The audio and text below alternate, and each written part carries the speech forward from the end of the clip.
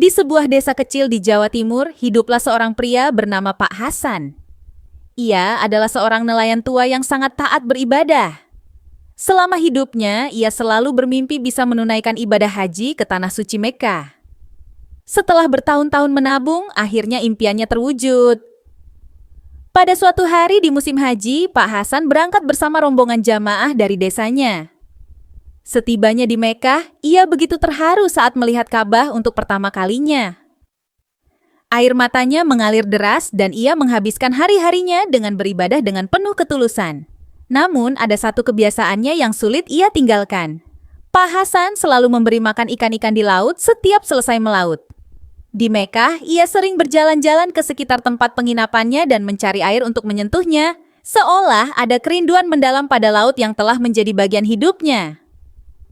Suatu malam, rekan-rekan satu kamarnya terbangun karena mendengar suara gemuruh aneh dari dalam kamar mandi. Ketika mereka membuka pintu, mereka terkejut melihat lantai kamar mandi basah seperti terkena ombak laut dan Pak Hasan tidak ada di dalamnya. Yang lebih mengejutkan lagi, di tengah lantai terdapat seekor ikan pari besar yang menggeliat lemah. Jamaah yang lain segera menghubungi petugas haji. Namun ketika mereka kembali, ikan pari itu telah menghilang tanpa jejak.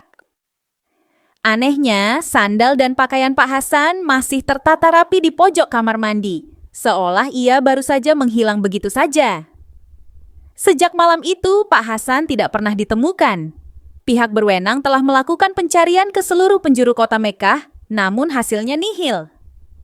Satu-satunya petunjuk yang tersisa hanyalah desas-desus dari beberapa jamaah yang mengaku melihat seekor ikan pari besar melayang di langit Mekah saat fajar menyingsing.